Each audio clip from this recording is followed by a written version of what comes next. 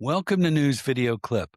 We are in the 10th week of Trump's failed war with Iran. Gas prices continue to skyrocket.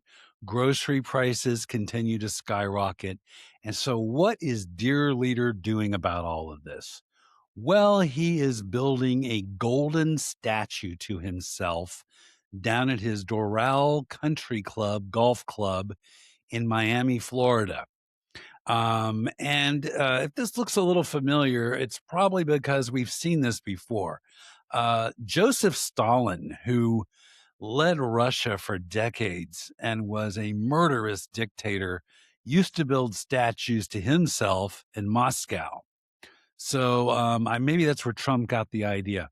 So Trump built this golden statue of himself in Florida at his golf club, and he called in to all these people who were there to bow down and worship it.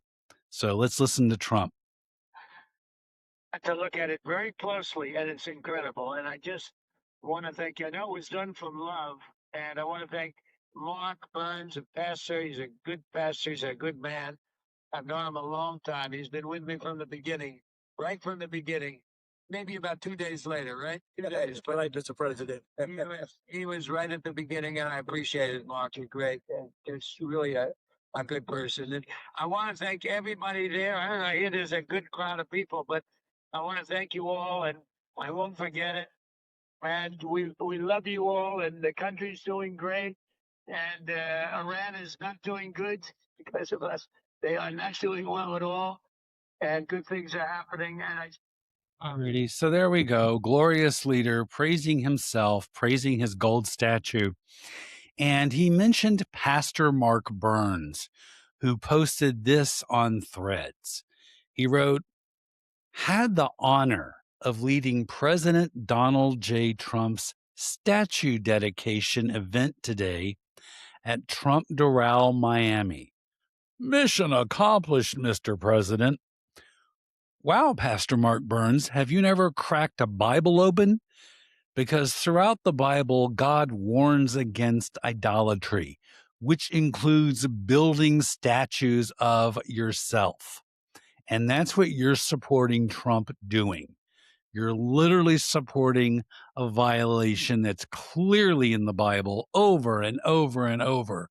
So I really have to wonder if Pastor Mark Burns is a real pastor or where in the world did this man get ordained? Because he clearly knows nothing about the Bible. It's just disgusting. Speaking of disgusting, the Secretary of Agriculture, Brooke Rollins, was on Newsmax today, where she was bragging about kicking 4.5 million poor Americans off of SNAP, which is food stamps. So here she is pushing her amazing bullshit. Now, the good news, in just 1 year alone, we've already moved 4.5 million people off of SNAP. So, this idea that once a government program is in place, you can never roll it back, President Trump has proven that to be wrong with the vice president leading the way. Yeah. And that's just the beginning. So, we're going to be pulling more and more people off that shouldn't be on the program, ensuring that the taxpayers are protected. And frankly, part of this is the dignity of work, right? This is a great American biblical foundational principle. All righty, let's just stop for a second. Brooke Rollins is claiming that 4.5 million Americans, including children, were committing food stamp fraud. Of course, she actually doesn't have any proof of this at all. And then she goes on to tell us about the biblical principle of work. And she's trying to say that people on food stamps, SNAP benefits, are not working. That is absolutely false. Studies have shown that most people on SNAP benefits actually are working. They do have jobs. She's trying to demonize the poor. And this is what Republicans do.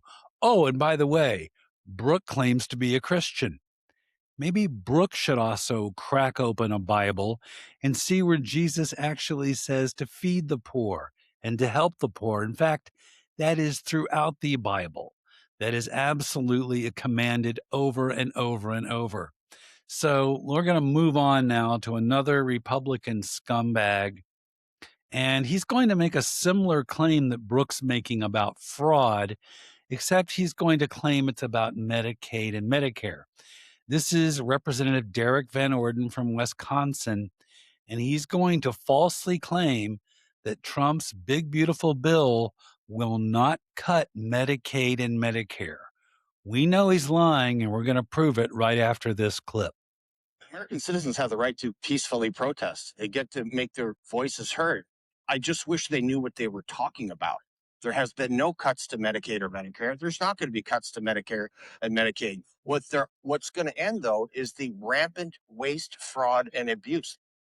So just like Brooke Rollins, he's, claiming there's this rampant fraud and abuse of healthcare. I'm not even sure how you abuse healthcare, but we know he's lying because in July of 2025, when the big beautiful bill was passed, somebody tweeted on Twitter X, 17 million people just lost their health care. And Derek Van Orden put a big yes with an exclamation point. He was happy that people were losing health care. 17 million. He thought that was awesome. And we have his tweet, so we know he's lying. Also, Johns Hopkins reported at the time that the majority of the cuts of the big, beautiful bill would impact federal support for Medicaid, the public insurance program that helps cover medical costs for low income families, older adults, and people with disabilities. It also says about 40% of Medicare beneficiaries receive low income subsidies, a cost sharing program within Medicare Part D that makes prescription drugs more affordable. This bill, however, the big beautiful bill, means these recipients will be paying more for prescriptions. So people on Medicaid and Medicare are going to see huge cuts this year. And we know that GOP Representative Derek Van Orden is a big, fat, fucking liar. And how dare he lecture other people and tell them that they're the ones that don't know what's really going on. We got you, Derek. You're a lying son of a bitch. Absolutely.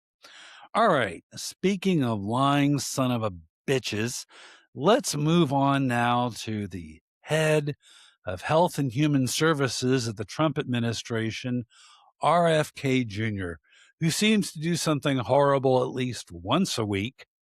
So the New York Times reports that the Centers for Disease Control and Prevention, this is the CDC, which is under RFK Jr., is now forcing employees with cancer and disabilities to drive to the office for work. It used to be these people, and this is pre-COVID, pre-pandemic, they could actually work from home, and they did a good job. Now, these people with cancer and disabilities are going to have to drive into the office per RFK Jr.'s orders. This little tiny fascist. In addition to this, he's cut 2,400 employees out of the CDC, which is more than any other agency has cut. So the Trump administration, let's do a quick review here. They are cutting SNAP benefits, food stamps for the poor. They are cutting Medicaid and Medicare for the poor, while Trump himself dedicates gold statues to Trump. This is absolutely sickening. And I'm sure the Republicans who support Trump are going to blame Democrats when they start losing their benefits. You just watch them scream in those red states. Poor people and middle class people are going to start screaming in red states when these cuts take effect. And I guarantee you, please quote me, they are going to blame the Democrats when we have just proven it is Trump's big, beautiful bill and Trump's stooges like Brooke Rollins and RFK Jr. who are doing these cuts. We all know it. We've all seen it. All righty. If you want to see links to our stories, they're right below this video, because unlike the right-wing podcasters out there, I'm talking to you, Joe Rogan and Tim Pool and Benny Johnson and failed comedian Jimmy Dore. We actually back up our stories with evidence and facts that anybody can check. We want people to fact check us. Please do. Alrighty, folks, please like and subscribe. Or if you hate this video, please hate and subscribe. Just subscribe. Alrighty, we'll talk to you later with more stories.